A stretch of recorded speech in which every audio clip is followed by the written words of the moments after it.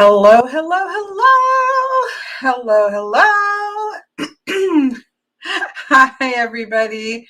I know there's a bit of a delay, so we'll make sure everybody can see and hear at the same time before I get rolling too much. Although I want to roll into everything because we got a lot of decks to look at, for sure. I see Miss Deirdre and Patrick and Mossy and Caden already ready and raring to go. And hello, Jalama, as well. People popping in. Caden sees and hears. Check, check, check. Check, check, check. We are good to go. So, are we ready? I'm like, let's do our stretches. Shrug the shoulders. Are we ready to power through some decks? I went back through my videos and, there's always one that I forget. I tried to go back through and find all of the deck reviews. A lot of them I did live, so I had to go look in the live ones. And so I went through and I think that I have listed and pulled out of my collection all of the decks that I have done walkthroughs of. So this is not like a favorites. I'm going to do another video of sort of my favorites of 2021, although I will talk a little bit about that today at the end. But these are all, I try to do this every year. I don't know how many years I've done it, but I've done it most years, where I try to go back through all of the decks I've done walkthroughs of and check in with them, because it's one thing to do a walkthrough when you've just gotten it, or even if I've had it for a month or so when I've done a walkthrough, and it's another thing over the course of the year. Did you go back to it? Did you not? Why not? It's just kind of interesting to see how you still feel about that particular deck at the end of the year. So that's what this is 2021 decks that I have done walkthroughs of. And I have them in no particular order, in the sense that these are not in the order in which I walked through them. I am going to separate them from Tarot and Oracle. It looks to me like I actually did more Oracle walkthroughs, and that makes sense. I have been more interested in Oracle simply because I do have a lot of Tarot decks, and at some point I'm more interested to see what different things people are doing with Oracle. So I do have them separated out, Tarot and Oracle and other, which I guess we should start with other because we don't have a lot of others. So maybe we'll start there. I'm going to try to stay on target simply because we have a lot of decks to get through, but let the games begin. No.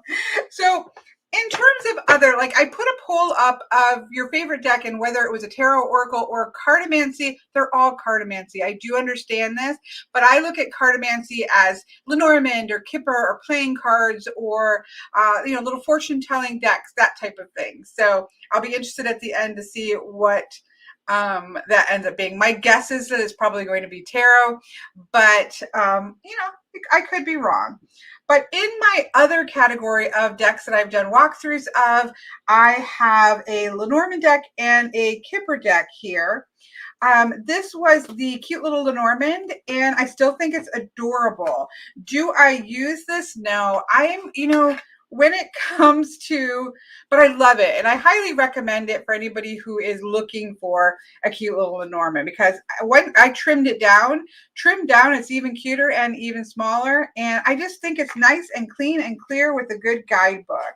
I simply use, I have my own, I pulled out from my Nelly's deck just the Lenormand cards. So I have my, I have of course, my Soaring Color Lenormand, and then I also use the 1889. So most of the time, those are the decks that I'm using. So I actually don't deviate a lot on the decks that I actually use, because almost all of the time, 99, maybe 90, 95% of the time when I'm doing Lenormand readings for clients, they are grand tableaus and I need the small decks. So a deck like this is great, but I'm not really going to use it. But I do still recommend it. I think it's adorable and I think it's a good guidebook. So that's that. Rainbow Kipper. I did walk through the Rainbow Kipper. I also taught a Kipper class this year, so I was able to kind of dig into that.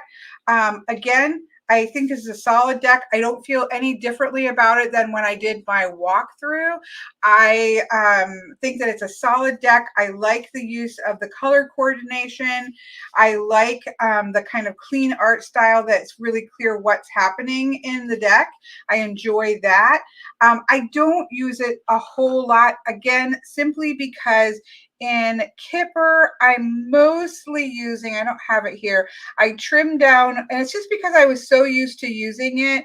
I mostly use, where's this? Sorry, I'm trying to find what I'm looking for. I mostly use the fin de sickle. I trimmed mine down, and I mostly use that.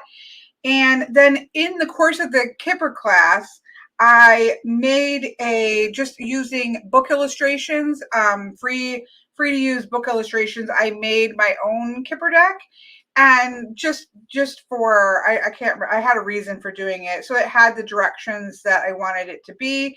And so I most of the time use this. I like that I have, it just has querent and significant, so I'm mostly using this or the fin de sickle.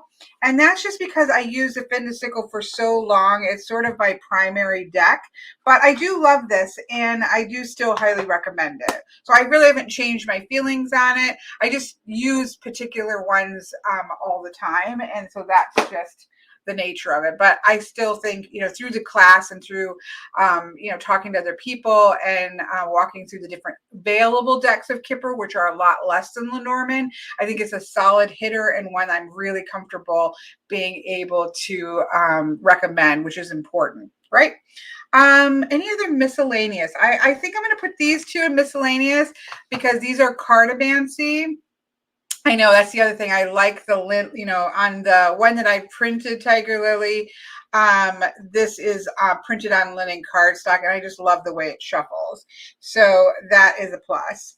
I do use playing card divination a lot, and so the three that I have from this year that are on my table is the Rook playing cards, and this is by the Stockholm 17, which makes amazing card decks, which I love.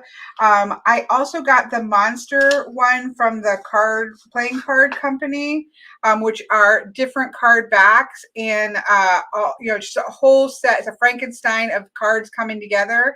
I do love this, and it's still out on my table, but I have to say of 2021, I am most happy with the Bicycle Rainbow deck because I like the multiple backs on it, but I do really like that the fronts are uniformed in terms of the numbers and the letters just kind of standing out uniform and the pips being uniform. So this, I absolutely love this. I use this a ton for playing card readings. And I also do love the mini Rook because I've been doing a lot of full tableaus for my playing card readings, and having a mini deck is important. And this is a little version of that Rook, and it's just really gorgeous cardstock. So this deck has gotten a bunch of use. So those are the playing card decks that I have bought in 2021, and I did walkthroughs of a couple of these, but anyways, they're what's on my table. So that would be other as well. Okay, getting the other out of the the other category out of off the table. Hello, everybody coming in. I am trying to stay focused. We have a lot of decks to go through. But welcome to the recap of decks I've done walkthroughs of. I don't even know if I did walkthrough of all those, but regardless, we'll tap into them. All right, so we're going to look at tarot. These are not in any order. I have kind of piled things together in ways that I am kind of analyzing sort of how I feel about the decks, but these are not in any particular order. These are my newest ones, and so I'm gonna show those first. This is the Heaven and Earth and the Runic Tarot. So these, I think, are the last, certainly the later decks that I've done walkthroughs of, and so I really haven't used these very much. And so I don't really feel much different. I don't personally think I'm probably going to use these a whole lot. Like, I don't see these becoming decks that I use for clients. They're absolutely beautiful. I do want to work with them more. Like, I do want to, especially I want to maybe do a reading in which I utilize both of them. The one downside for me of this deck in terms of using it is it does kind of feel dark, especially in comparison to the Runic Tarot. But it does feel kind of wintry. So when the snows really start coming, maybe this is going to come out more. But so far, I haven't had it long, and I haven't really felt that called to use it, but we will see. I will touch back on this later. I just haven't had these decks long, as you know, because there's some of the last ones that I got. And that goes for the Runic Tarot as well. That was a bit of a train wreck of a walkthrough. I apologize to anybody watching that back. You know, there are some things I really love about this, and then there are some things, you know, that I'm not as fond of. But I think just leaving the rune issue aside and just looking at it as a Norse tarot deck for me is the best way to approach it. And I do intend to utilize this possibly in Ancestor space for Ancestors of the Land. I just literally have not had this deck long enough. And so you know, again, these are ones I'll have to touch bases on and see whether they end up being used. I don't foresee myself using either one for clients. They just don't feel, those don't tend to be the types of decks I use for clients. But whether or not this one ends up on my Ancestor space or not, that's one of the questions for me. So, you know, those are kind of no fun because I just haven't had them long enough to form a strong opinion. But I still wanted to touch bases because I did do walkthroughs of them in 2021.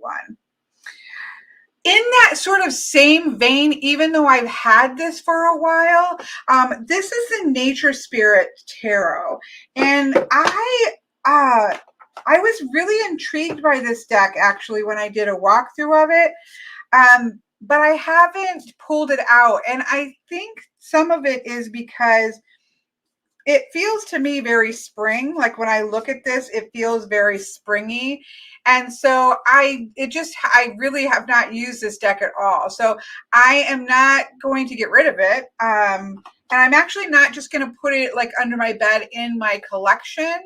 I'm going to note this on my calendar to pull out in the spring because it feels like it's spring. So, but I will say, I mean, that says something in and of itself, right? That it is a deck that hasn't made me pick it up and use it, but I do have a lot of decks. So in all fairness, I haven't really used this at all. And when I pulled, you know, as I was pulling these out, I was pulling them out to look at them to see, you know, what did I feel about it still? And I felt like I still would like to try it, but it hasn't really called to me, and it feels very springy in nature. So usually at the turns of each of the turn of the wheel, I pull out decks that I feel like maybe working at, and I'm going to make a note to pull this out closer to spring and give it a try.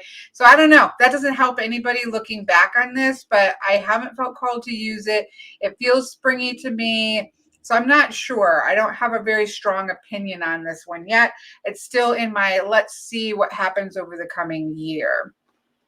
So those three are kind of like, I'm really not sure. I don't have a strong opinion about them as of yet. Okay, what's next? Well, again, these are not in order of preference. It's just order of being able to grab them. So one of the decks that I was excited to walk through was this Rider-Waite Smith playing card deck. And the reason that I love this is because it is, you know, it's what I'm doing somewhat similar in terms of my Nellie's deck, in terms of a playing card plus tarot, but then mine has a added fortune telling card deck on it. And I just love the format. And it's the first Rider-Waite Smith that I'm like, okay, if I was to use a Rider-Waite Smith, this would be the Rider-Waite Smith that I would use. I do like that reminder that the Rider-Waite Smith is not the grandmother of tarot, but playing cards are the grandmother of tarot. So it makes me happy. Have I used this? No. In this type of a deck, I constantly use the playing card Arcana deck. Is that what it's called? Playing card Arcana Tarot. That's by Dead on Paper. I use that deck constantly. It's one of my most used decks. And I mostly look at the backs. Like the backs are gorgeous. But the other thing is that, so I love this. I will always keep this as my favorite Rider-Waite Smith at the moment. But I forgotten it's in this bag. All these bags that you see are from Deirdre of the Bag. She is in chat, so I don't want to not say. So all these little bags that have, you know, come out, and when I'm grabbing anything with a bag in it, it's from Deirdre of the Bags. Maybe she will put a link to her Etsy shop. It's not the name of her Etsy shop. It's not Deirdre of the Bags. It's like Pie Wickets or Pie Packets. I can never guess because A, she's my friend, and B, she is Deirdre of the Bags to me. But anyways, I can't remember what this is called. I also reviewed this year. This is called Standard Playing Card Tarot. And so I love this. This is, again, taking a standard playing card as we know and love, same look, and doing all of the majors in that same look. This is like perfection to me.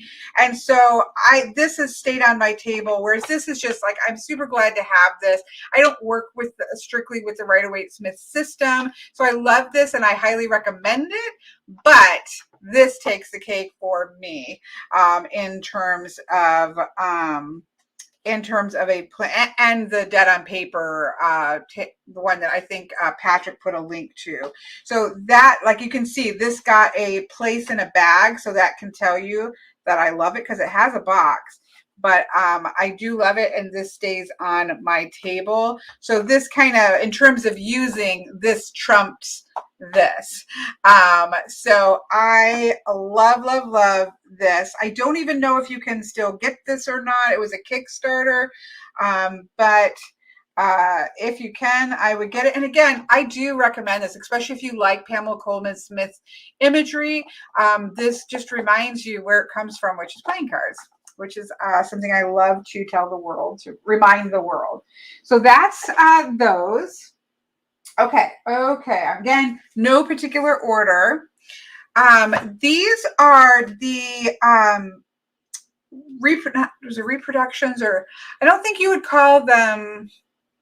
I think reproductions is what would be the correct way, that I did reviews on from Artisan Tarot. One is the Jean Noble. I'm sure it's pronounced not Jean, but the Noble. Let's just call it the Noble, and the Nicholas Conver. And so I don't use, so, you know, I'm a professional reader. So the majority of my readings, other than my personal readings, obviously, are for clients. And I don't use Marseille for client readings. So have I gotten a ton of use of this? No. Do I still absolutely love this Noble? Yes. I'm a big fan of this Noble, and I have not been a fan of the Noble. And so I still really love this. I keep this out. I have other Noble versions, and this is the one that I have kept out in my historical collection because I really love the size. I love the linen cardstock. And so I do love that. And then the Conver, again, as well. I love this linen cardstock that they use, and I'm a big fan of it. So these are out. These are on my historical table or space, which I don't have all of my historical decks on.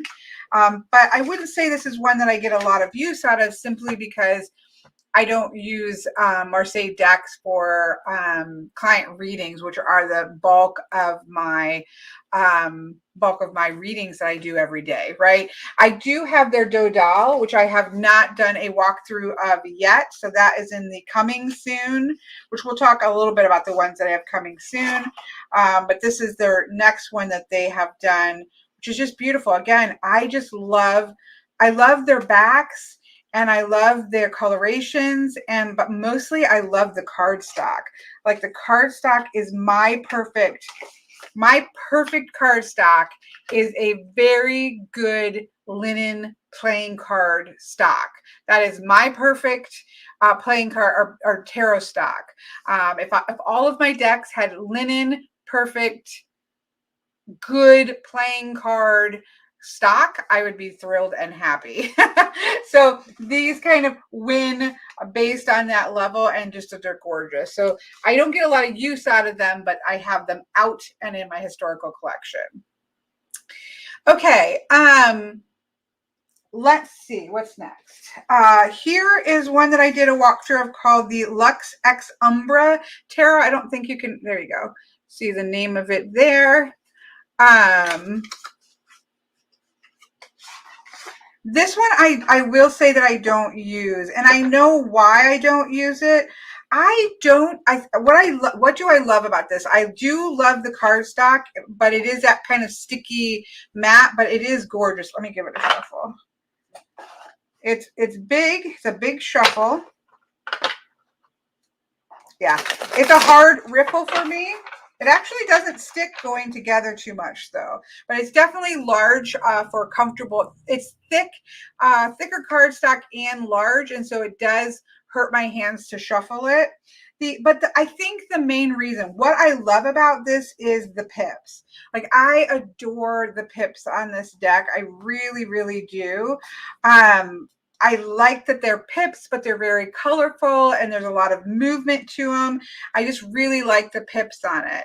What I don't lean into in my own personal tarot readings, I don't use astrology in tarot readings. Like we talk a lot about how tarot is amazing bone structure of a system that you can layer different things onto them. A lot of people layer astrology into their tarot readings. I don't. I use the numbers and I use the elements, and then of course the archetypes of the majors. But while I studied the astrology parts of tarot, it's not something that I use in my readings whatsoever. So that's the reason why I don't use this. That was an interesting question. Al said, would I maybe use this as an oracle? That's possible. Again, I love the pips. And for people who love astrology, I do recommend this deck. I think it's really cool how it's done. I mean, look at that. That is such a beautiful Empress card. So it's just one of those things that I think the deck is gorgeous. Look at that. Look at that. Like that is awesome.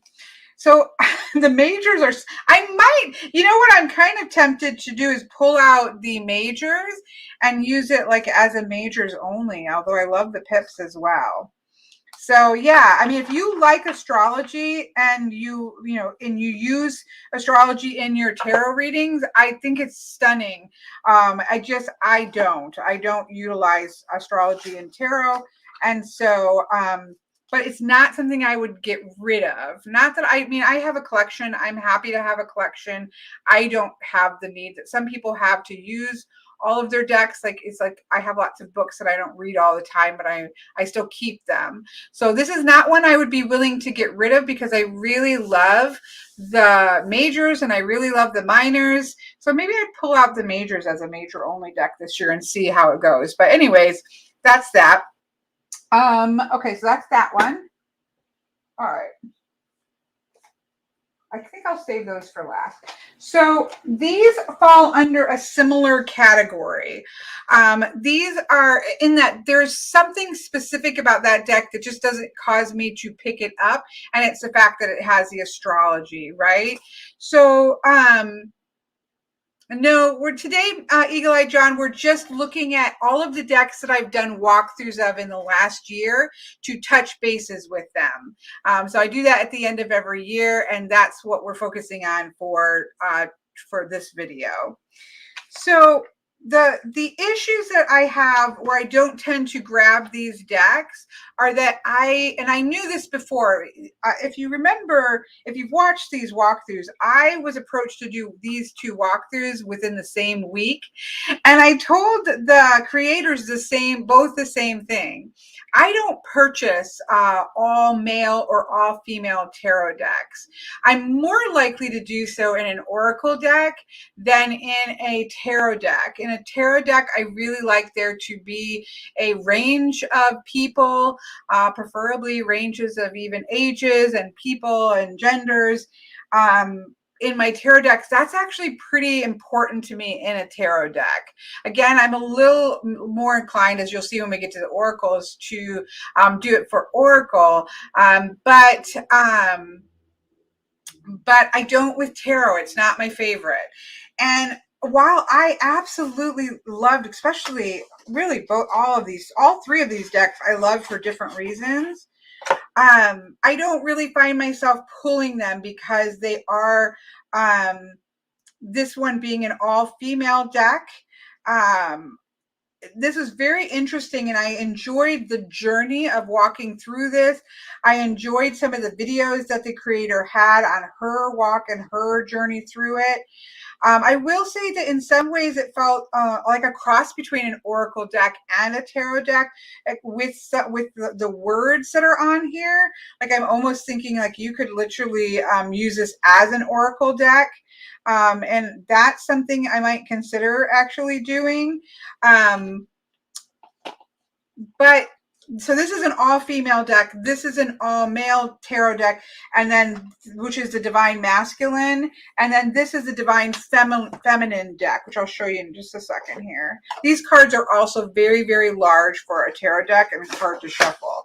But again, I don't pull out tarot decks that are all one gender, which is what I thought about myself. I knew that about myself, but it was it was good to experience them because some people do love it. And I obviously don't want to just do walkthroughs of the kind of decks that I would use versus the kind of decks that other people might. This is the divine masculine. So again, it's all, obviously all male deck. I feel like maybe there were a couple indications where you had maybe a couple females. I can't remember now, but it's primarily an all male deck. And I don't personally find myself reaching for all single gendered tarot decks. And I knew that. I do love this one. I have done a couple readings with this one. This is called Divine Feminine, and it's by Cocorina. This one taps into something for me. This is all female, but it's this beautiful, simple, and it's got a very sweet energy to it. And I have pulled this a little bit, almost like an inner child. It's not all child, these are not all children on here, but it has a bit of a tap back into young Kelly, like me as a young girl, kind of energy. And I'm not saying that that's what this is about, but it does tap into that. So this one, I actually have done a few readings for myself with this deck. And so I do actually really appreciate this. I like shuffling this as well.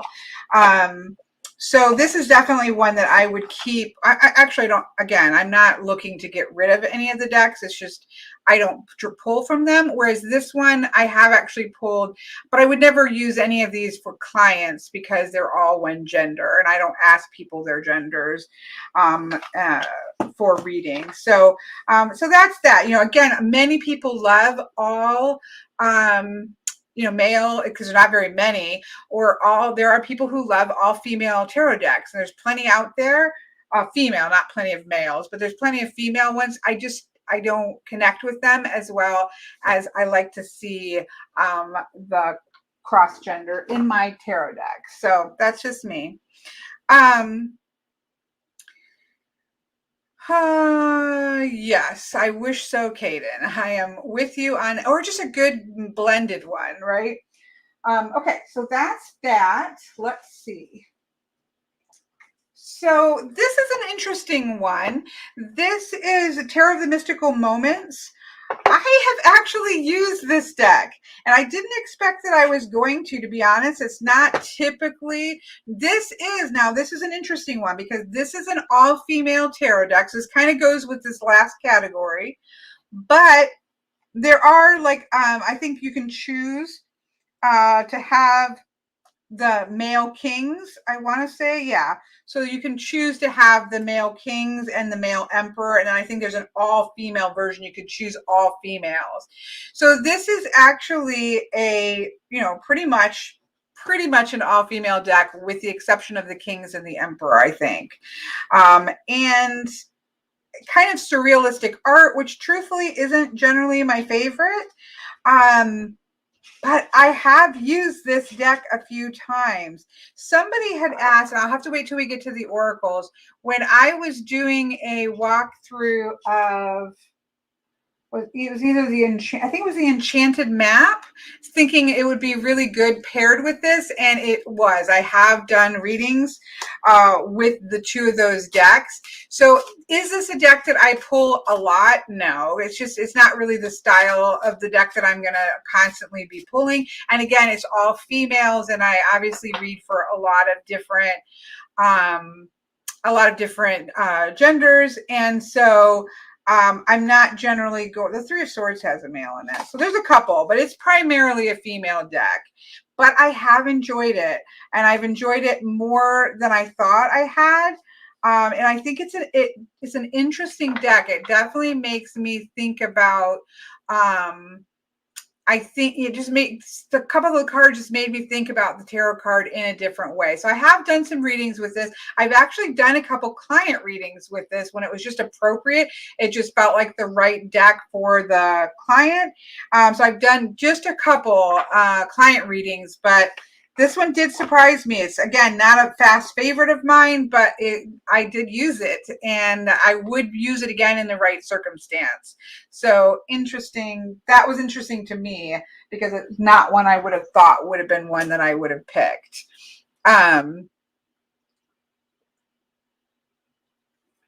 Excuse me while I drink. Okay, last pile of tarot. How are we doing any good at the, oh, we're doing good on timing. Okay. I told you, I think we have more oracle than we have. Sorry, I moved out of screen. There we go. So these are favorites. These are definitely, of the decks that I did walkthroughs of this year, tarot decks, these definitely are my favorites. Now, this is a little unfair because I had a prototype copy of Tarot of the Abyss for, I don't know, with COVID, it might have ended up being like 2 years before this came out. So I use it a ton for myself. I just couldn't use it for clients. This is Tarot of the Abyss. I am biased on this in that I think Anna is a fabulous, fabulous artist and person. But I love this deck. I loved it before it came out in the mass market, and I love it as a mass, I love that people, I don't use this deck, this actual deck. I have my own, that copy that I used for like 2 years before. And so that is the deck that I use. In fact, I did a client reading with this deck today, but I didn't use this. I used my copy because it's broke into me. I just love that version of it. There's some slight differences, but I still just like to use it. So I love this deck. It's definitely one that I use for clients, and it's definitely one that I use for myself. So I still feel the same way about that as when I did the walkthrough. This one was a surprise one. My friend Patrick sent me this, and this is called Tarot by Caro, and I truthfully, I wouldn't have purchased this deck, but I absolutely love this deck. I really do. It's a little quirky. I love the color palette. It's not the same color palette, I guess, that you see over and over again. It's a simple palette. You kind of see this orangey yellow, this red, the green, the black. And so it's a simple color palette. It's like an illustrative style, kind of folk art illustrative style. I don't know what you would call it. I would not have purchased this deck for myself, but I love it. I have used it for client readings. I have used it for readings in myself. I've used it in Ancestor readings for myself, which I have a pretty small number of card decks that I pull into my Ancestor space. I love this Queen of Pentacles. I really love this deck. You know, it's got strange, like, kind of pattern clothing on some of them, but I adore this deck, and I love this Queen of Cups. So yeah, this is a surprise one for me. I never would, again, I wouldn't have bought this for myself, and I wouldn't have thought that I would have used it as much as I have, but I have really enjoyed this deck. It definitely stays out in my favorites cubicle. It's made it a place in my favorites cubicle. So that was a surprise. That was a surprise one for sure. This one is also, this is the for Hexa. I think the creator calls it for Haxa. Most people say for Haxa. I believe the actual Swedish word is for Hexa. It's just in my head is for Hexa, so call it what you will. This is the For Hexa Tarot by MJ Cullinane. Now, there is an oracle deck that we're going to be talking about that I can't see if I can reach it. Oh, I'm going to make a pile of oracle decks fall. This is the Urban Crow Oracle. These two decks I have been using a lot. I've been using this a lot together for, actually, I have an Ancestor reading called Listen and Do. And so it has a oracle part at the top with 3 cards, and then it has 3 tarot cards in the bottom. And I have almost exclusively been using these two decks together for that reading and really loving it. Somebody asked, this is called Tarot by Caro, C-A-R-O. She has a great Instagram account as well. So anyways, I have just been loving this. This is my least favorite card. I don't like the perspective on this card, but all the other ones I love. It's not the deck that I expected it to be, which was sort of a Nordic, that really leaned into Nordic things. But as a Fae deck, I have actually really loved this deck, and I have used it a lot. This is definitely a big favorite for me. I love this Temperance. It just reads really, really well. I have really enjoyed this, and I have been combining it with, again, we'll talk about this one when we get to the oracles, but I guess this will be the first oracle. This is one I did a walkthrough of as well. Why do I love this oracle deck? I love it because it goes great with this, but I also love it because this one has a lot of light and shadow in it that just brings up a lot of great things. It's a really good reader. And that's a problem with oracle decks. Like, they can be really gorgeous and stuff like that and be great for pulling a single card, but they're not necessarily great at reading. And this is actually, for me, a very good reader oracle. And I combine it a lot with this for Hexa Tarot. So that is why I wanted to pull that out before we got to the oracles, because I've been using those two a lot together. But this has definitely been, I was really looking forward to this deck. I was slightly disappointed in the walkthrough that it wasn't more, direct connection to Nordic tales, but it ended up being a big win for me, and I've really enjoyed it. Her other deck that I did a walkthrough of this year is Guardian of the Night. And I have enjoyed this, although I'm not going to lie. I shall not tell a lie. I use this more as an oracle deck than I do as a tarot, although I really love the combination of the animals and the tarot. She did a really good job with it. They enhance each other. a lot of times Animal Tarot either just is basically an oracle deck of animals, or somehow the tarot card feels less than because of the tight space that the animal provides, or the animal feels less than because of the tarot deck it inhabits. And this one I feel like does a really good job of blending the two, but I mostly love it. I use it in connection with the Crow Tarot, which is also by this artist. I didn't do that walkthrough this year, so that's why it's not here. It's one of my most used tarot decks. I will use that in my animal spirit or animal guardian readings that I do for clients. I'll use the Crow Tarot as a tarot, and I use this as the animal deck because it's 78 animals, right? Instead of just 40 some that a lot of oracle decks have. So I've really enjoyed this. I do really like it as a tarot deck, but I almost exclusively use it as an oracle deck.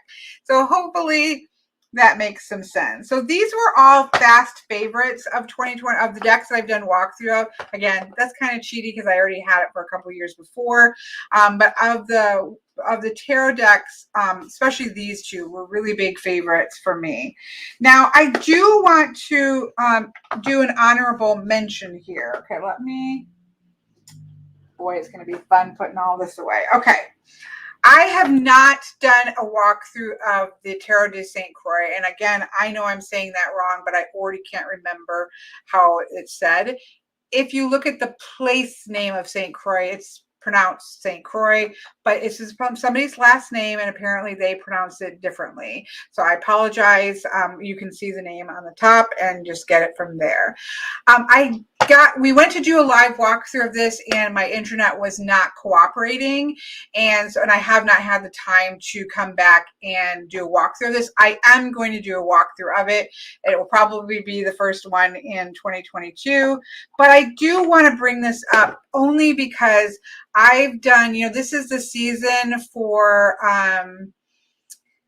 'tis the season for Year Ahead and Wheel of the Years just kind of wrapping up. So I've done a lot of Wheel of the Years, which is, a card reading for clients that, pulls a card for each of the Wheel of the Year and a yearly card, and then a Year Ahead reading, which pulls a card for each of the 12 months, as well as some outer energies and a card of the year. Almost exclusively, I have used this deck. I like the size of it and the color palette, and I just really love this deck. So I've done a lot of readings with this. Even though I haven't had it for a very long time, I've done a ton of readings with it, and I've really, really enjoyed it. I find the takes on it to be really powerful. I find the palette to be very powerful. I really love this deck. This is certainly a deck that I'll continue to be using in 2022. It's just a good deck. I don't particularly love the back. I don't like quite as busy of a back, but I do really love this deck, and so I couldn't not mention it because I've just done so many readings with it the last 2 months, and I just didn't get around to doing the walkthrough because my internet wasn't cooperating. So big winner, and it stays on my table at the moment. So that was like an honorable mention. And the other honorable mention for tarot is the Mother Mary Tarot. I did do a sort of walkthrough, and I don't think it was a card by card, but I did do a conversation surrounding this deck in my Patreon group, just because it was kind of a personal exploration. But I have to say that I absolutely love this deck, but I will say that for me, it has functioned more as an oracle deck, in the sense that I wouldn't do like a full tarot reading with this deck. For me personally, I pull a single card and I set it up in healing space, oftentimes with a Weaver's Oracle card. And so it functions a little bit differently. I've also, when I've done sort of like healing work for myself where I wanted to pull out a specific energy, I have pulled a card from this one as well. So this was a deck that I got in 2000. I think I bought it in 2021. Patrick might know. I bought it in 2021. I did do, like I said, a kind of personal exploration. The guidebook on this is worth its weight in gold, but I don't use it as a tarot deck, as you would say a tarot deck. Like it stays in my healing space. I pull a single card, I read the entry, and it sits in sort of healing space. And that's how I use this deck. And so it's much more like an oracle deck. And I do it in the other oracle deck that stays in the same place is a Mother Mary oracle. I did not do a walkthrough of this, so I'm not going to belabor this. I had this before a while back, and then I got rid of it. I love this deck. And again, I just pull a single card, and I put it in my healing space where I light candles for people. And so it's really, I don't use again, this as a tarot deck per se.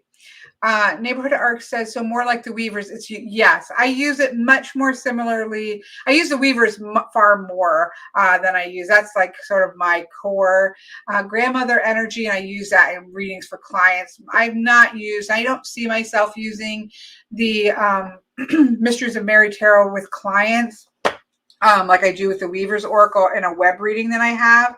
But I use it similarly, where I would never pull more than one Weaver's Oracle, and I really don't find myself ever pulling more than one of the Mysteries of Mary Tarot either. So that's, again, I just wanted to touch bases on those as well. Okay.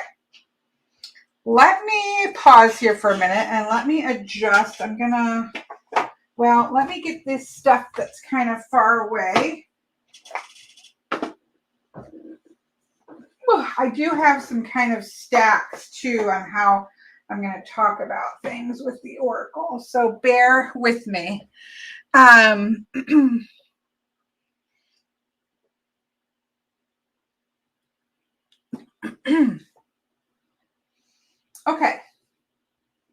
let me talk about this pile. So I kind of tried to pile things up. I purchased a lot of these decks. This deck was gifted to me, and this deck was sent to me for review. These decks I purchased. They were all kind of trying to come to the same place for me. It was kind of a 2021 for me was a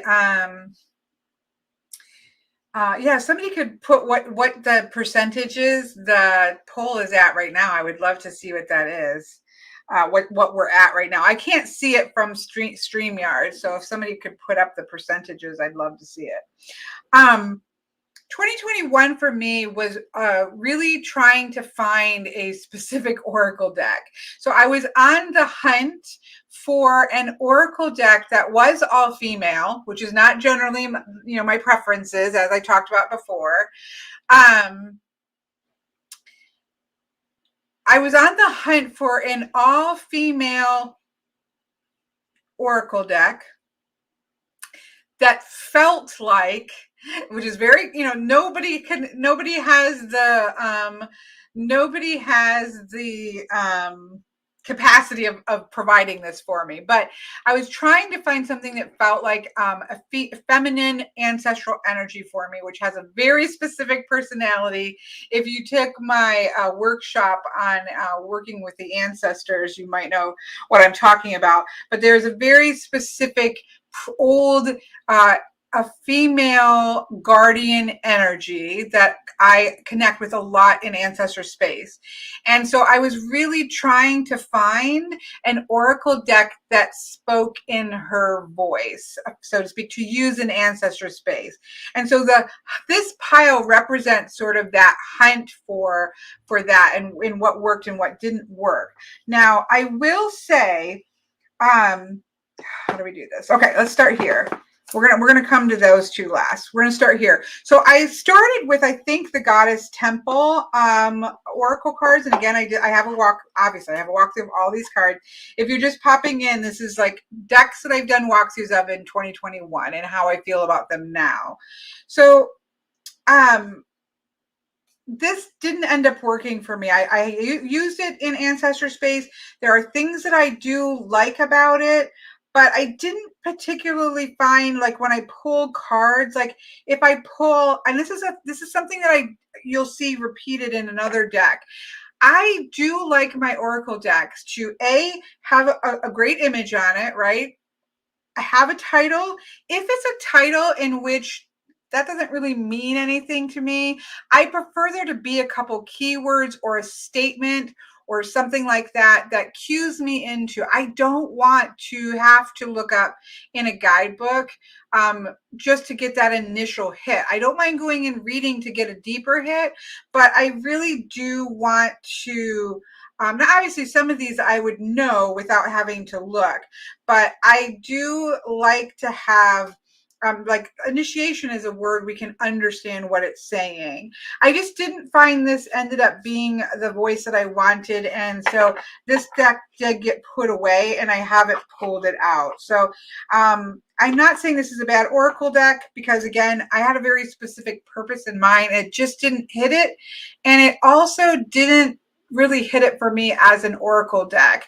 Again, oracles, I have actually a class coming up January 8th where we're going to talk about working with oracles, and oracles can be great. They can have beautiful artwork. They can have, interesting theme to them, but it doesn't mean that they're going to necessarily be cohesive in doing a reading. And that's often a problem that happens with oracle decks. And I didn't quite find this to get me in any kind of rhythm of reading, unfortunately. So again, somebody else might have a completely different experience with this, but that was my experience.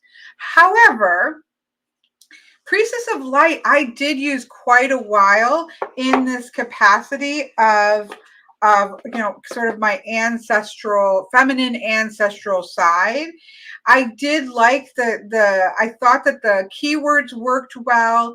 I thought that the titles worked well. I did feel like there was some shadow being pulled up that was appropriate or seemed to work in terms of readings.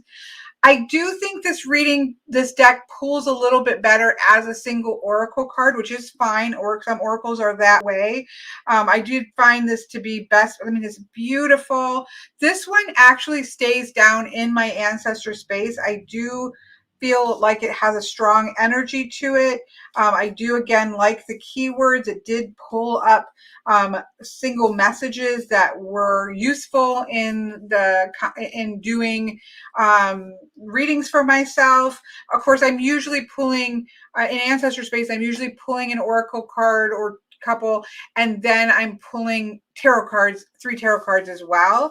But I did use this, and I still keep it in ancestor space. So it's not my absolute favorite, which we're going to talk about coming up, but I do keep this. I don't put it away. It stays down in my ancestor space. This was definitely a big winner for me, and I kind of bought this on a whim. My friend Jamie had shown me a few of the cards, and I was like, I don't think it's going to be the deck for me, but I'll get it anyways. I have actually found this to be a really strong deck. It is all female. All of these are that I told you the purpose of these decks. What I love about this deck is that it follows, there's 11 cards for each of the Maiden, Mother, Guardian, and Crone. And you can really feel that some of the images are a little bit too pretty for me for some of the meanings. But, taking that aside, there's a lot of shadow in here that I've used this for clients and for myself. So this stays. Yes, Priestess of Light with Moonchild is amazing, Caden. I have used those together in grief healing readings.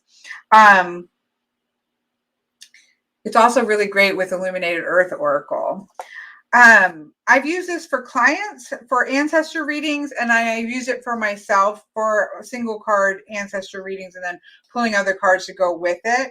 I've just found it to be really powerful. The trajectory of what cards, because you can pretty quickly know what they are just because are they in the 10s or 20s or 30s, so on and so forth.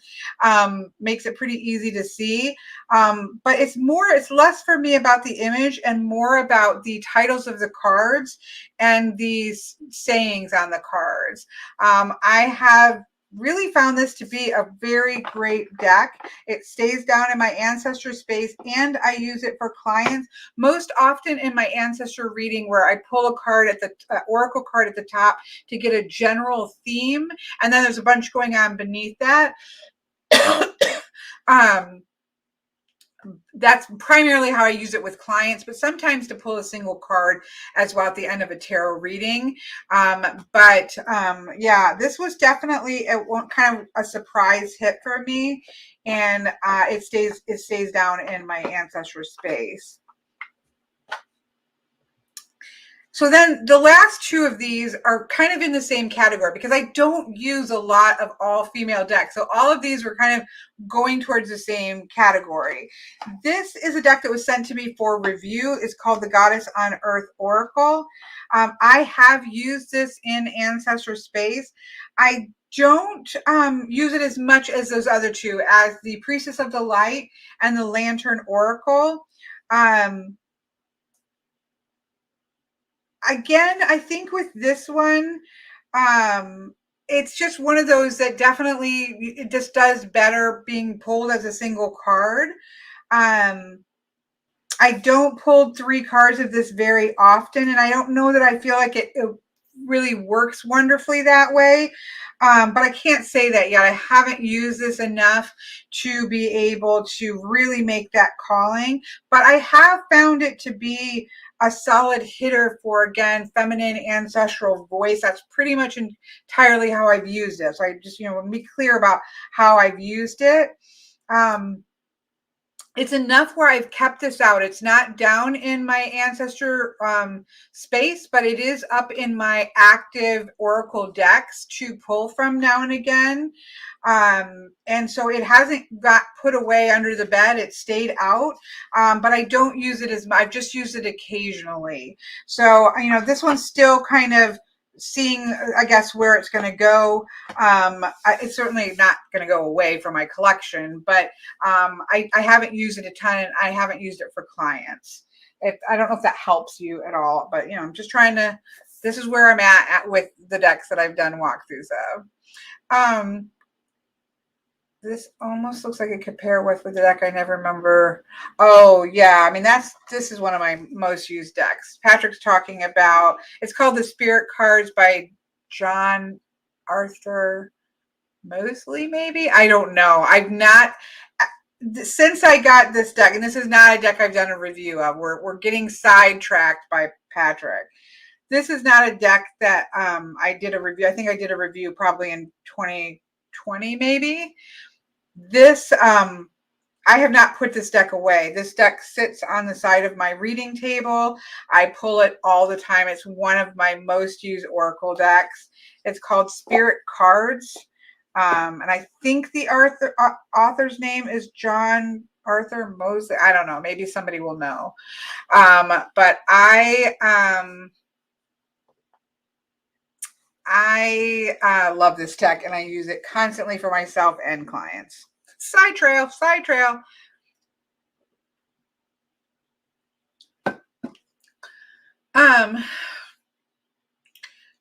Eagle Eye John says that the words on the oracle, not necessarily. It's a part of the cue. It's the image and the words on the cards is a combination. But if the words on the cards don't work well to do like 3-card pull and you get sort of a meaning out of it, some oracle decks are best just pulled as a single card. There's different types of oracle cards, and there's nothing wrong with having an oracle deck that is best used as a single card. But I do like to know which one that is, something that I kind of pay attention to. So yeah, so it's a combination of the two. Okay, so this one is a relatively newer one of the ones that I've done a walkthrough of not that long ago, and this was a gift. And this is called the Compendium of Witches, and I love this oracle. Um, this oracle has two parts to it. That's the reason why it was on my wish list. Again, I was going to purchase this. It was on my top of my wish list, but it was ended up being gifted to me. Thank you to the person who did so, because of this card. This card looks like my ancestral guardian. And so what I generally use this for is I will pull one. So it has different women here, right? The reconciler, the stargazer, the scholar, different types of energies of women.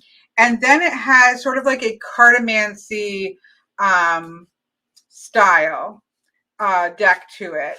And so I generally do pull one card from, and sometimes I do it on purpose. Like I'll pick the card.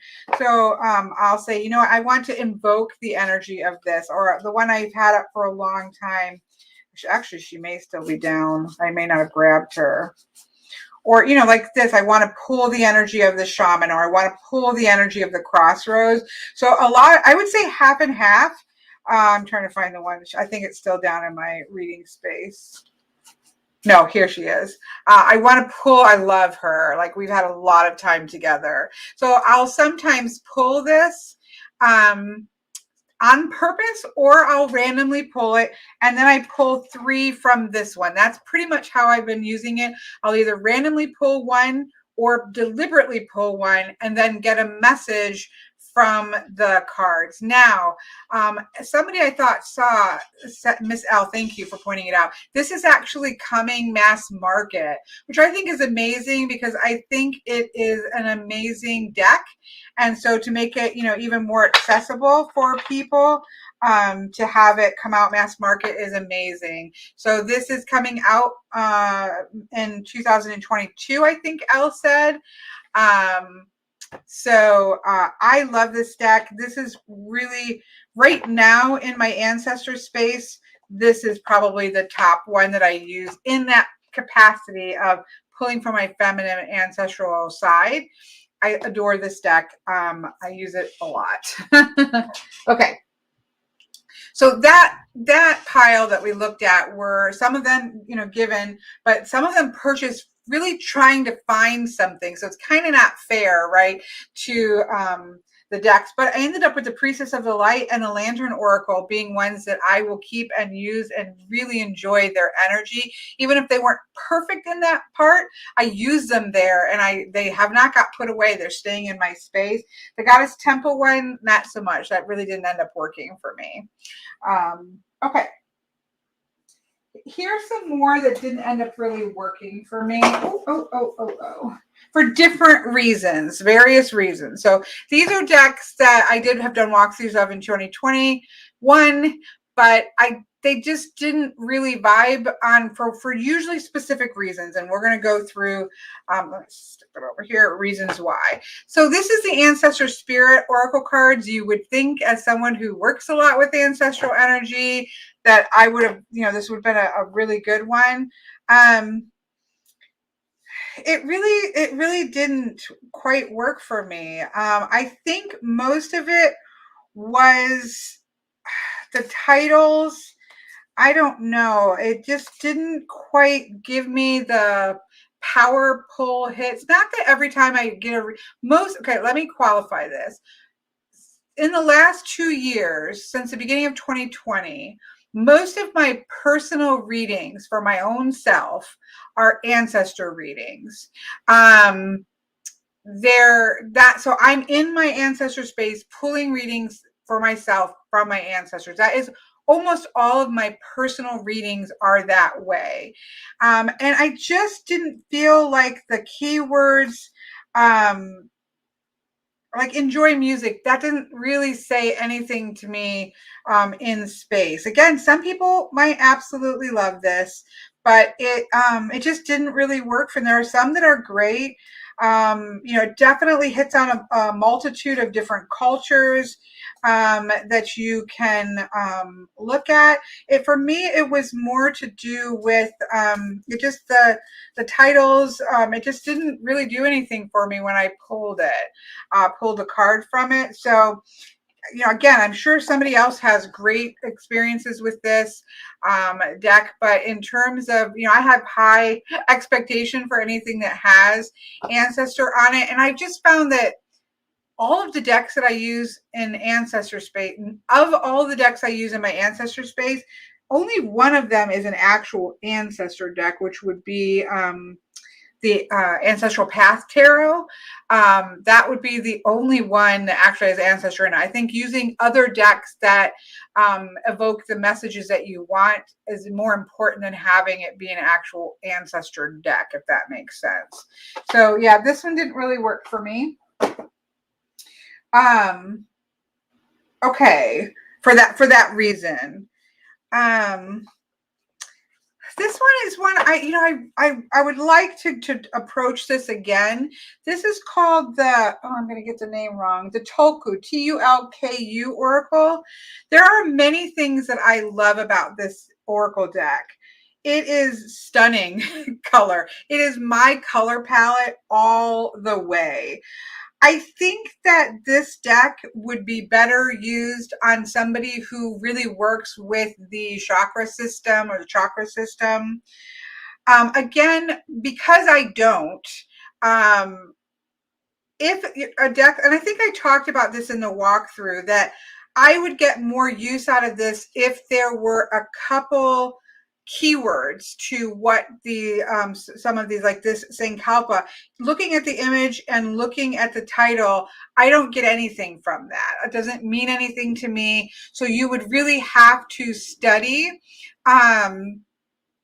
the deck very well, and or just be comfortable with the system that this is based around. Now, not all of the cards are that way, but a lot of the cards are that way. And so I think this really is more focused on for people who are utilizing chakras and more Hindu ideologies, I guess would be one way I would put that.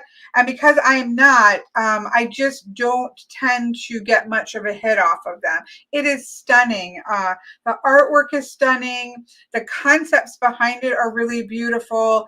I just, for myself, would have probably been more willing to try it if it had some keywords, so that at least I had, again, I don't mind going and reading a guidebook, but if I can't really even get a first impression hit, it makes it hard for me to work with it if it's not a type of a system or ideology that I'm familiar with. So it is beautiful. I don't remember. I don't have the box. I got a pre-version of it. It was sent to me for review for and it's like a prototype deck. So it doesn't, I don't have like the full box on it. But if you look up the Tulku, it's Tulku Oracle. I think this, yes, exactly, Masha. So that's why I want to be very clear. Like, I don't think this is a bad Oracle at all. I think it's super stunning. It gives me all kinds of energetic vibes and hits.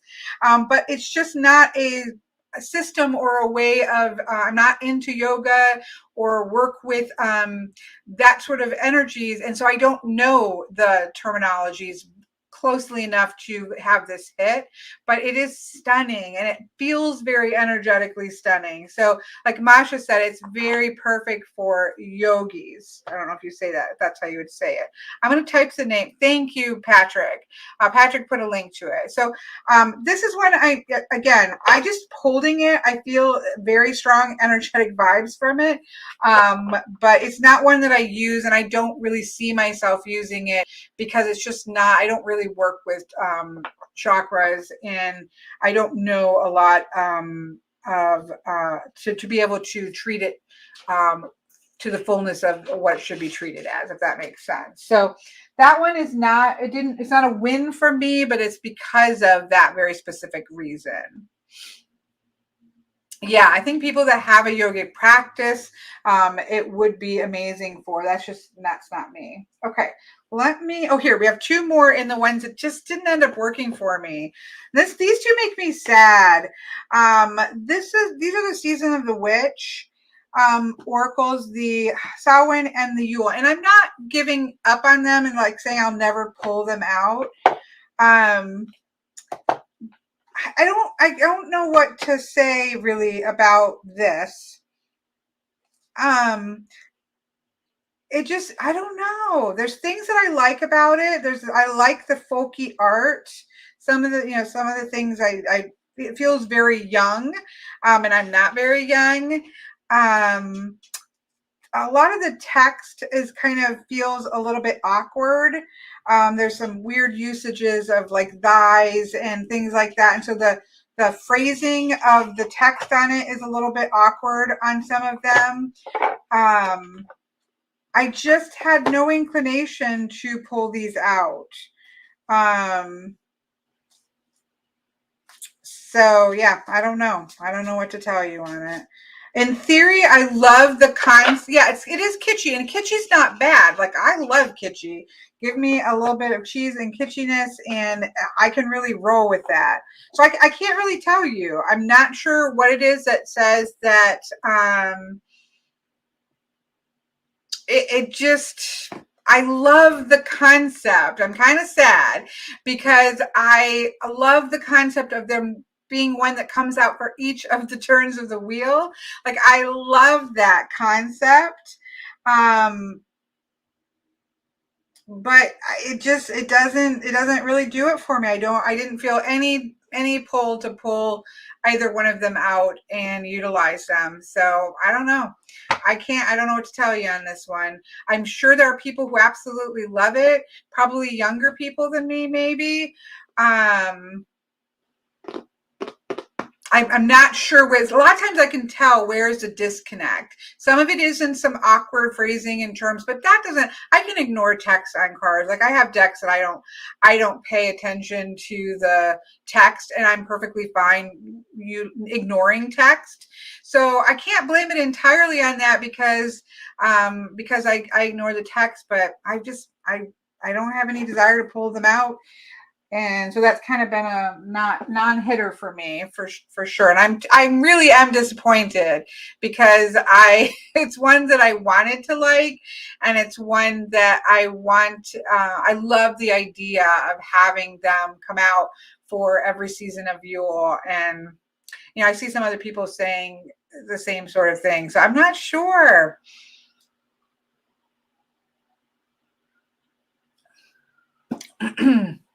Yeah, I mean, it's always a problem. Unfortunately, in Oracle decks, the problem is that it's mostly female.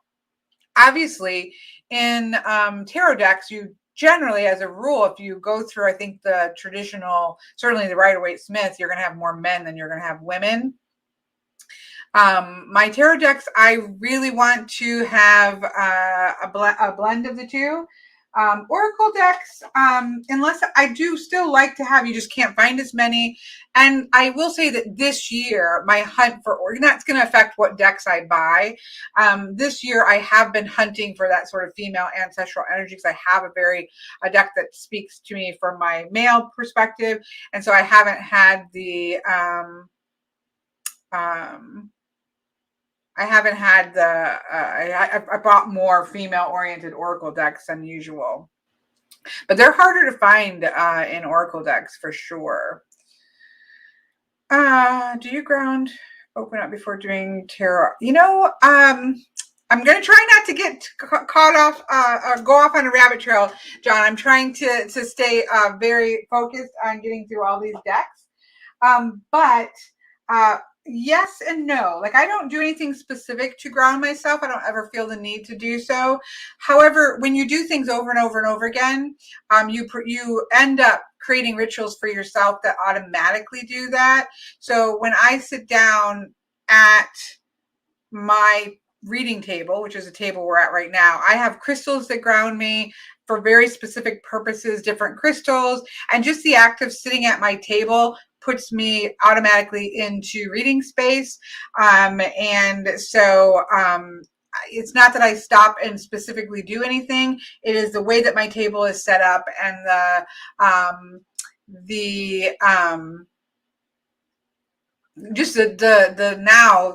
it shortcuts me right into space where I'm rooted and grounded. That's the short answer. Okay, let me grab these. We've got one more. Let me see what I've got. Those are all done over there. Okay, so we've got, okay. I've got some piles here. So let me grab this pile, this 2 pile.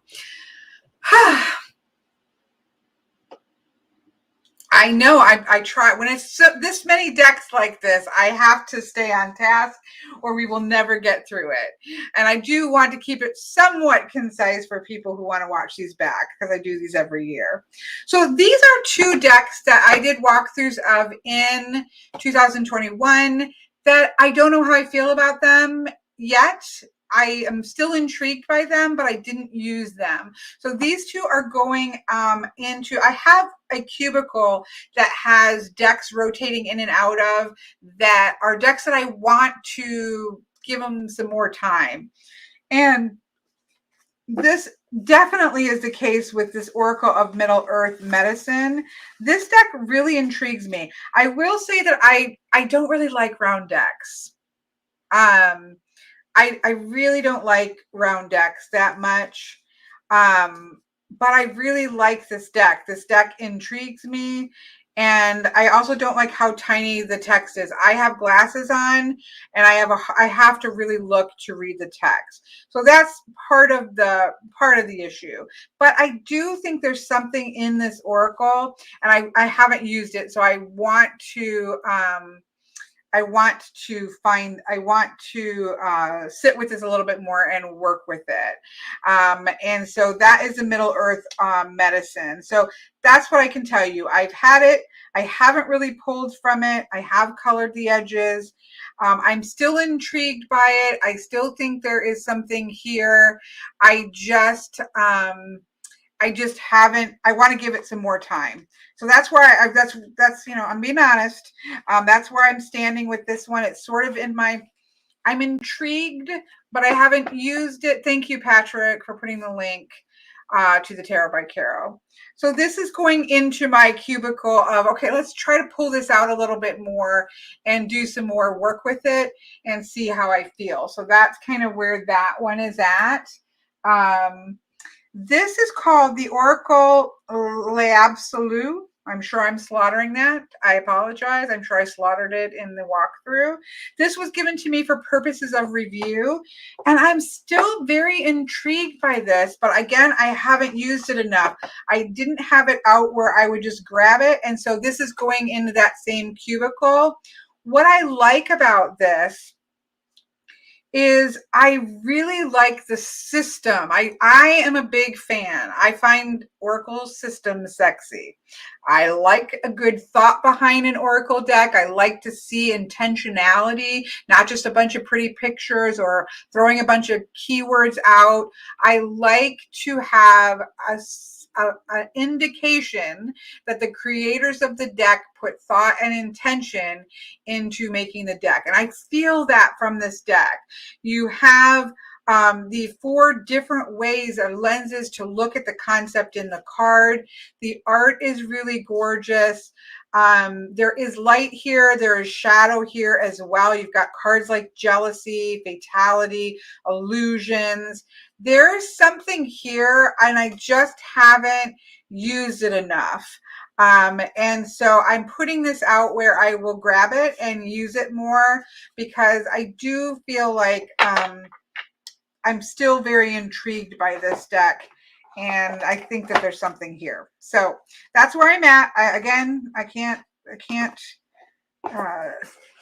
do have a lot of decks, and so I do reach for ones that I'm comfortable with, and that, hit the spot where I need it. And I just need to put this where I'll pull it more, because I feel like there's something there, but I just didn't use it enough. So that's where I am with that one.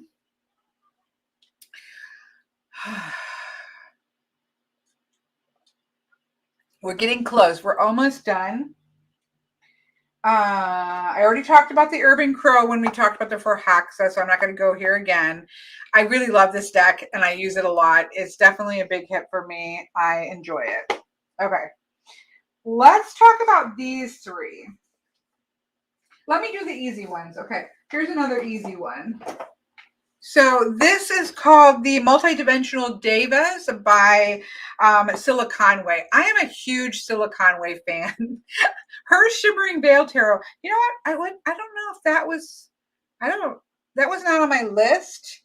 But did I do Shimmering Veil in 2021? That must have been the end of 2020.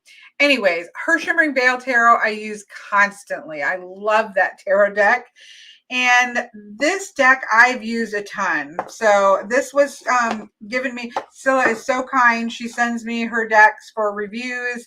But I'm also just a fan. I just really love her decks. At least, and again, her Shimmering Veil is probably up there on as a favorite tarot deck for me. I use it for grief readings. I use it for port in the storm readings, which is kind of working through emotional things or being in the midst of a storm. I'm looking at it while I'm talking to the Shimmering Veil. I love the Shimmering Veil Tarot. And I love this one as well. I still would prefer there to be titles on them. I understand why she doesn't. Her Devas of Creation doesn't have titles. I would prefer there to be titles. I may send this to Patrick because he has better handwriting than me and have him make titles on this for me. But I've used this a lot and I really love this deck. I've used it in Ancestor readings. I use this as the Ancestor card, shuffle, shuffle, shuffle, find it and pull a card on either side. I just really feel like, as it says, multi-dimension, that you're getting into these layers upon layers upon layers. So I have used this deck a bunch for clients and for myself, and I love it. So this is like a slam dunk for me this year in terms of Oracle. Okay. So these are interesting for me. We had a little bit of fun. I feel like I had a little bit of fun. I don't know about you guys. We had a little bit of fun with this one in doing live readings. I think it was these two. I can't remember.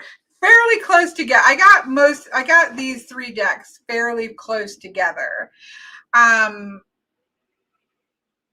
Dara says Shimmering Veil Tarot is my primary deck and it's easy to include. Yeah, the David decks are amazing. And I know, and I would never ask Scylla to put titles on them. I personally would like titles, but I totally understand why they're not there. I support them not being there, but I personally would like them to be there. That's just me. Okay. So these are interesting ones for me because I had reservations about all three of them. And they're still out on my desk and I'm still using them. So it's kind of funny to me. So the enchanted map I had bought, I'm not going to go through it all again because I have a walkthrough of these. I had bought this a long time ago and almost immediately returned it. And I still am not a huge fan of this art style at all. I love, see, I'm really not happy that Jenna Della Tegrio, whatever her name is not on the front of this box. Am I wrong that she didn't do this? See, I am a big pet peeve. Come on. What is this? Hey House, put your artists on the box. That's ridiculous. I just want to double check that it is Jenna's artwork. I think this is her older artwork, but maybe I'm wrong. Look, I should not have to look this hard. This is ridiculous. Maybe this isn't. Is somebody saying it?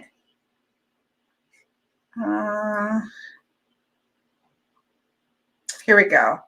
Sorry. Still, I shouldn't have to look that way. It should be put on the front of the box. Like I don't approve of that. At least do this. And it should be bigger than that. We buy decks because of the beautiful artwork. Come on now. Okay. I'm gonna stop. I'm gonna not go sideways. Okay, this is Jenna's artwork. She definitely has, as we all do. She had her art style, her collage, digital art collage, whatever she's doing has improved over and over as she's gone forward. So I'm not a huge fan of this artwork. It's a little bit clunkier of collage. I'm not a big fan of photo collage, where you kind of blending things. But I will say I like this new version where it doesn't have any of the borders. I really like the borderless version. And I'm going to tell you that if you like cartomancy style decks like I do, yeah, can somebody give us an update on what the can somebody give us an update on the percentages? If somebody already did, just ignore me. I just am curious. I will say that there is using reversals in this deck. I do find, of course, we didn't get any reversals, but I do use reversals, and I have gotten a lot of very insightful readings from this deck.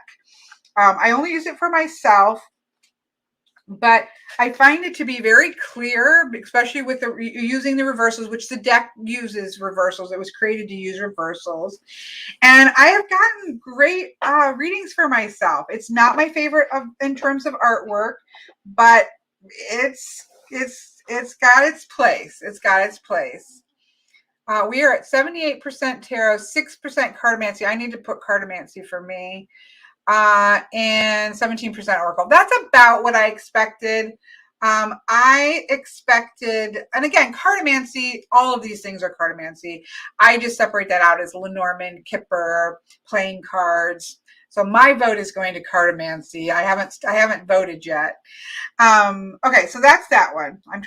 We're almost done, so I'm going to try to stay a little bit focused here. Sacred Forest. So this one I love. So this is what's interesting about Oracle cards. And I'm prepping for my Oracle class. So I'm doing a lot of brainstorming about Oracle decks. And what I love about Denise Linn is I actually think Denise Linn is really good at making Oracle decks. I don't think she has access to the best artwork all of the time. And it's more like random artwork. You don't have just one artist doing all of her artwork generally. So you get more of this sort of kind of photo manipulation, and some of it's good and some of it's not good. So it's not as consistent. I love the card stock. But what I like about Denise Linn's art or decks is I think she's just really good at making Oracle decks in terms of the themes behind them, in terms of the titles and the keywords that she uses. I think she's just good at making Oracle decks. So I've actually really enjoyed this. I've used it for clients and for myself.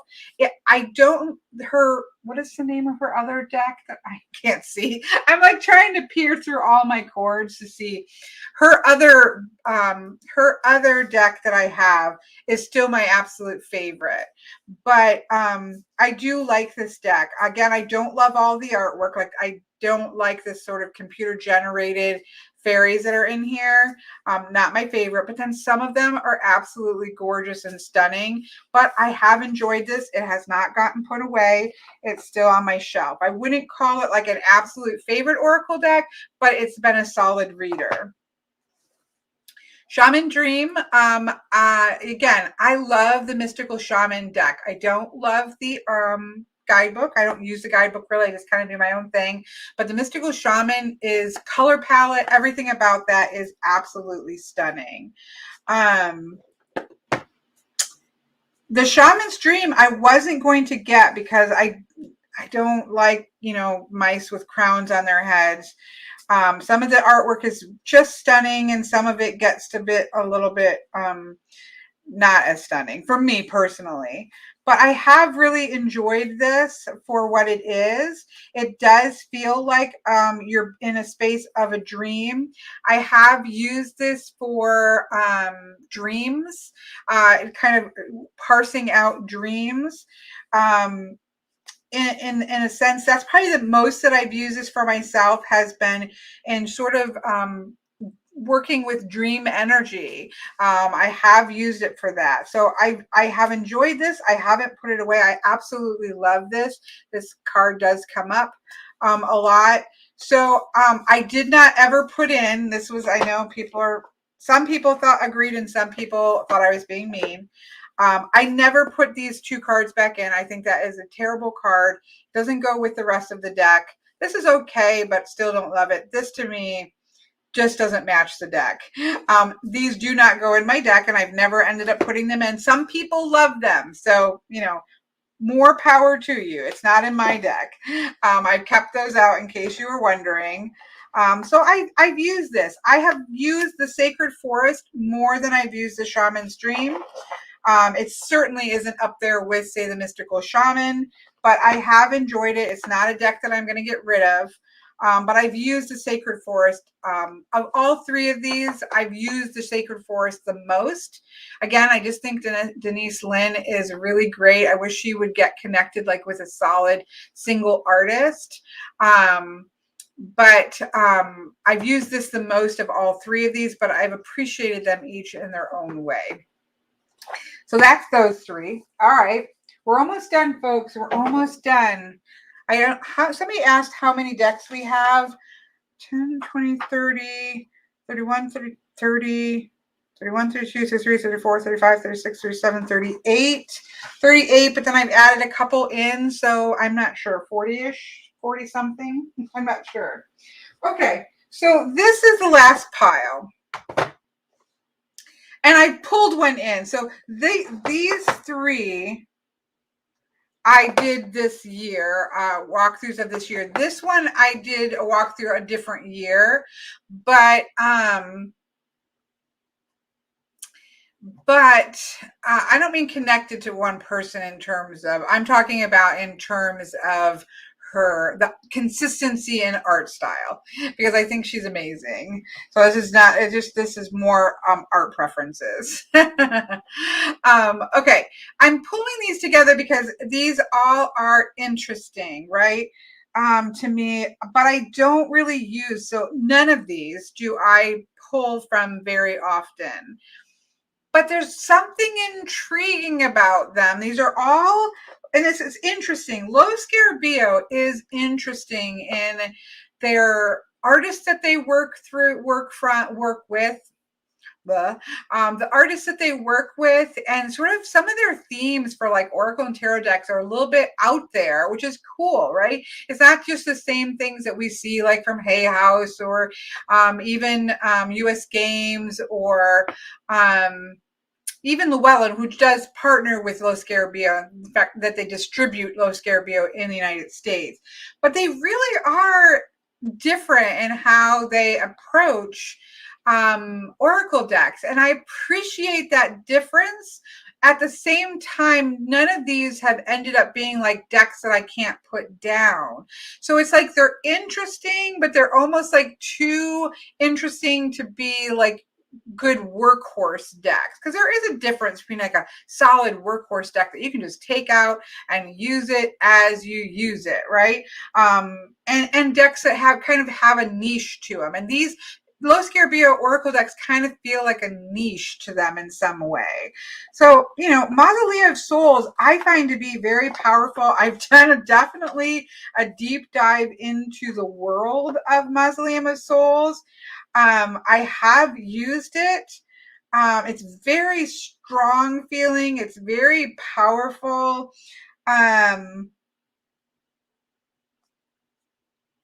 But I would not use these for clients. I just kind of every once in a while feel like kind of diving into the world, right? So I appreciate all of these decks, but they're just kind of almost like oddities. They're almost like, it's interesting and it intrigues me because it's looking at things a little bit different than the standard Oracle decks that we have coming out. But at the same time, they're not decks that I grab over and over again. You kind of have to commit to going like this world, like this Angelarium. Really powerful, almost uncomfortable liminal space on Mausolea, Oracle of Souls, and Angelarium. They both sort of inhabit those sort of liminal space. They're definitely heavy feeling. And you have to kind of, especially for the Angelarium, I feel like you have to really commit to getting comfortable with the world that it inhabits. And it's just not enough for me to it doesn't pull me enough to really commit to the world and figuring it out to get comfortable with the deck. But at the same time, I've done several sort of go through my decks and purge my decks. And I can never quite get rid of these, even though I really don't use them that often, because there's just something about them that intrigues me enough to want them in my collection, even though I really don't use them. So hopefully that makes sense. When are we going to find our perfect dragon deck? What is that, Al? I think you might know because we were talking about it. There's a deck I have my eye on. Is it Terror of the Dragons? It's coming out next year that has powerful dragon energy. I do like this deck. It's not my perfect dragon deck, but it is the closest that we have. The visuals of the dragons are definitely my cup of tea in terms of dragon energy. And so I definitely use this for myself. I don't use dragon decks with clients. And I've used this in Ancestor space because I work with dragons as ancestors. Yes, but that's not a dragon deck in the sense that that's adorable. And I backed it because I love smoke, ash, and I don't know. Ember. Thank you, Ember. I can't wait for it. I still have Oak, Ash, and Thorn on my table. I've used this deck a ton, but I'm assuming it's going to be similar to this, where it's a full tarot deck with suits, and then it has dragons in it, right? That's a little bit different. And it's still, they're cute. It's actually too cute for me in terms of dragons. It's more like fae feeling to me, but I can't wait for it. But yes, Sean McKenzie's dragon deck. I don't know what that's called. That feel like dragons, right? There's a difference, and dragons aren't cutesy, although that one's cute. So I really like this. Again, I have pulled cards. I need to put it down in Oracle or Ancestor space because, again, I wish there were more cards, but I do like Paolo Barbieri. His artwork is, very powerful. And so thank you, Al. It is Terror of the Dragons by Sean McKenzie. I am interested in seeing what happens with that one. I've yet to find a tarot deck that I like. So I'm going to leave this one and put that out where I'm going to see it more. I'm not a unicorn person. I enjoyed doing the walkthrough of this. I enjoy this deck. I would never get rid of this deck. As a lot of people said, a lot of us weren't too thrilled with the not a horse direction. It's not a clock, it's time. It's not a swing, it's choice, right? Don't just swing there between, make a choice. Not a tree, it's important, the roots, right? I actually kind of find it cute. I do like it, but it's just, this is kind of quirky and it's fun, and it's the best unicorn deck. I like this as a unicorn deck. I like that it's different types of unicorns, not just horses. So I do enjoy this. I don't pull it. It does tap a little bit into inner child for me and liminal space, but I really haven't used it much. I've enjoyed it. I wouldn't get rid of it, but it's definitely not necessarily it's not a heavy hitter. It's not something that I reach for, but again, I'm not really a unicorn person. So I just was intrigued by it because it was Paolo Barbieri's. And again, I enjoy it. It's just, you know, it's nice to have it. It's part of my collection, but I don't really use it. And that, my friends, is that. Oh no, sorry, here's another one. This is called the Phenomena Oracle, and I did a walkthrough of this. I love this deck. This is by Jessica Bott, and I really like this deck. It is, I keep it on my space, and what I mostly have used this deck for is for casting. So I really just use this to, if I'm getting ready to do a casting, I can pull just to get an overall energy of the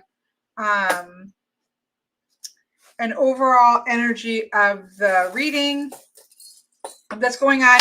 Then, you know, pull some charms, pull some runes, pull some journey tokens, and I really like it for that. It gives sort of this big kind of picture energy to the reading, and then you go into the focus with the casting. That is almost entirely how I've used this deck, but I really love it. It's like weather. It's like an energetic weather caster, and so it has, since I got it, it hasn't left my table, and I like to grab it and pull if I'm just kind of putting my, you know, finger to the wind to get a feeling of the overall energy, and then I do a reading on top of it. So this is called Phenomena, an Oracle deck created by Jessica Bott, B-O-T-T. Oh, here you go. thecrackedamethyst.com. I think I got it on Kickstarter. So that is on the side of my table because it just always stays there. I'm sure that I might have forgotten a deck. I tried to be thorough about getting all of the decks that I've done walkthroughs of 2021. I think I've got most of them. If not all of them, I might have been on top of it, but you know, that's pretty close to all the decks that I did walkthroughs of this year and kind of how I feel about them now. John says, do you do card of the day on a few different tarot same day to see which gives spot on readings? I do not. I don't do cards of the day readings personally. Every once in a while I will. Like I'll do a month challenge where it's a card of the day or something like that. But on a daily basis, I don't do single card readings. Probably for my own personal readings, I every other day or so, in Ancestor space, I generally either pull an oracle deck, cast bones, cast runes, and then the second part of it is that I'll generally then pull 3 tarot cards, and that's kind of like my day reading. I don't do it every single day, but it's generally about 4 times a week. For my personal readings. And then of course, if I have a specific question that I need to address, then I'll do readings for myself that way. But that tends to be my personal readings. You know, generally, you know, so it's the saying that like my dad's a carpenter and he of course fixes everybody's house except for their house, you know, growing up. I have to really be mindful. I struggled when I first went professional reading because you're doing readings every day for other people. It's really easy at the end of the day to be like, I don't want to do another reading and not do readings for yourself. And so I had to really be intentional about that to bring that back in. And then I've done, since I've really had the ancestor space since the beginning of 2020 where I can just sit down and kind of separate away from my reading table, I've done a lot more consistent about my personal readings, but I'm not generally a daily draw person. How about an oracle deck with Kelly saying that? Oh my goodness. Patrick, are we going to talk plan? I feel like everybody is very tired of me talking about planners. I am going to do one more. Well, I may be doing like a weekly plan with me. We'll see, because I'm obsessed with planners all the time, but I'm particularly obsessed with planners. But I think people are probably tired of me talking about planners.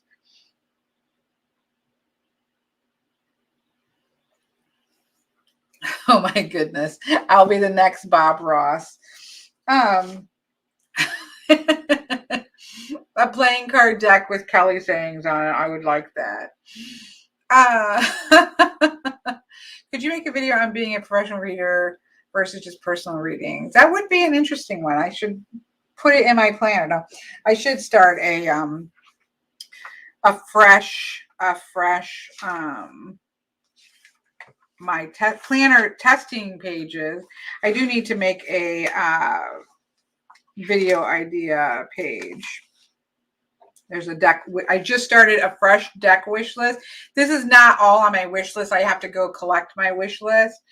Did you see there is a one coming out on Amazon in April called the Woodland Wardens? That one looks really fantastic. I'm very interested in that. It's coming in April.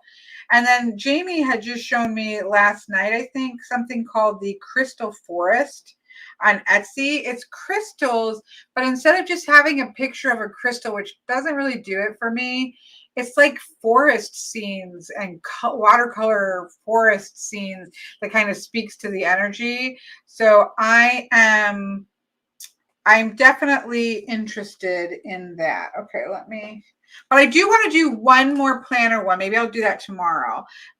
I have collected pretty much all the bits and bobs of my favorite planner items that I've collected. Video ideas. Now I forgot what video idea. Somebody just said what I do. Oh, professional. I will say this.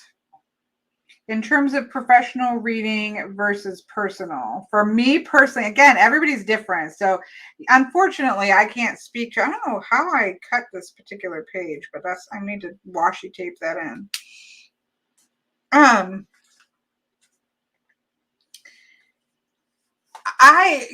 When I'm doing personal readings, I am far more down and dirty and just get it done than I am with professional readings, right? I'm a layout person. So I have spreads that I've developed and somebody chooses that spread and I sit down and I'm doing the whole shebang, right? When it's just me doing a reading for myself, it is like, grab a deck of cards and throw 3 cards on the table, or really for a lot of times it is, grabbing obviously Nellie's deck, which is a playing card, and tarot and fortune test, like my perfect deck, obviously. I need to recolor. This is a new version of it, so I need to recolor it. But it's, grabbing a playing card deck or Nellie's deck and doing 6 cards, because playing cards, I like 6 cards, so that you have that overarching influence on the top, and slapping that down, and you're really doing a 3-card reading with some influences.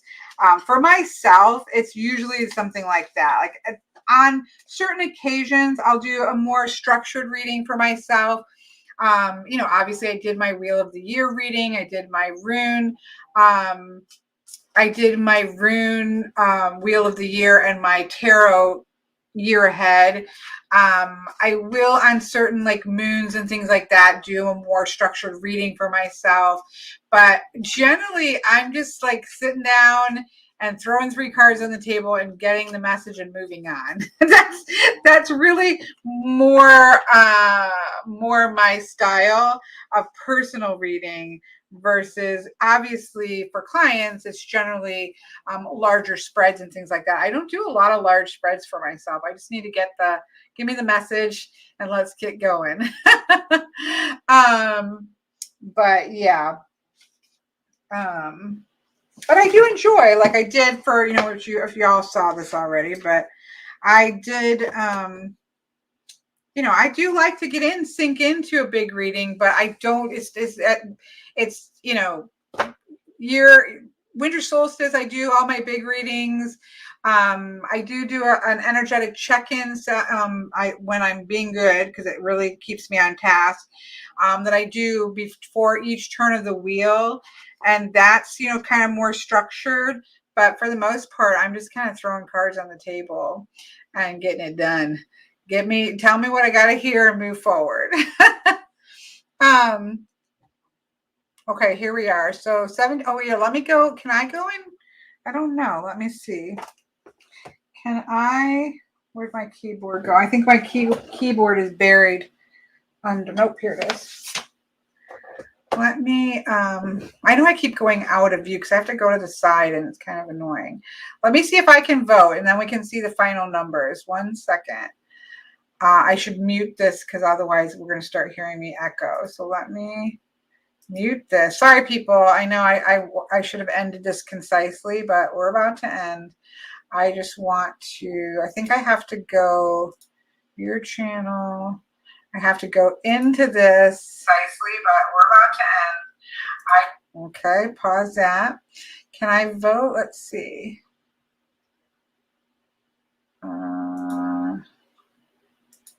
Oh, it won't let me vote. Oh,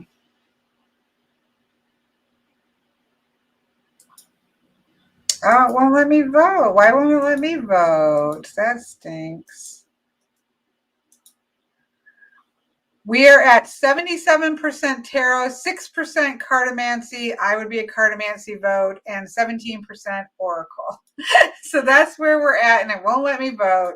Next time I'll have to vote right out the gate. Maybe that is what I have to do. I'm not sure. Okay, folks, I'm done talking. I've done a bunch of readings today. Plus, did talk just for almost 2 hours. So I'm gonna end this so somebody watching the recap it has a bit more concise as you can be in almost 2 hours. Again, I really enjoy this at the end of the year because, you know, obviously we can feel one way about things in the moment of doing a walkthroughs, but I think it is good to go back in and check and see, okay, well, what did you use this? Did you not use this? Why did it work? Why didn't it work? I find that to be interesting. I like to see check-ins.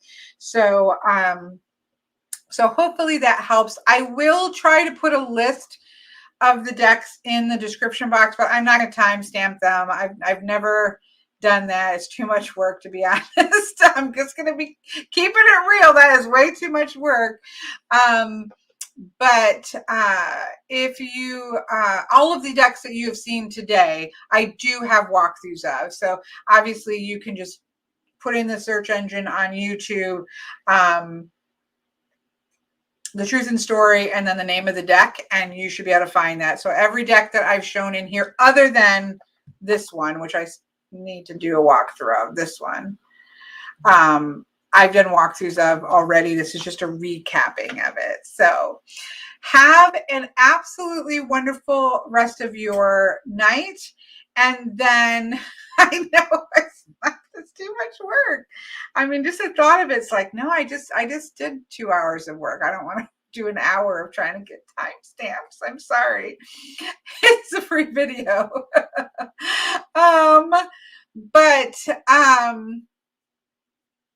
Have a happy new year for those of you who, if I don't see you or talk to you before or until the new year's over, I may try to do another live tomorrow. I may do like one more planner video, sort of summing up, here's my tips and tricks, here's some products that I like pens that I like, stickers that I like, something like that. I may do that because I'm, you know, again, we're immersed in the, I've never been drunk, literally never been drunk in my life. So there's no chance of that happening.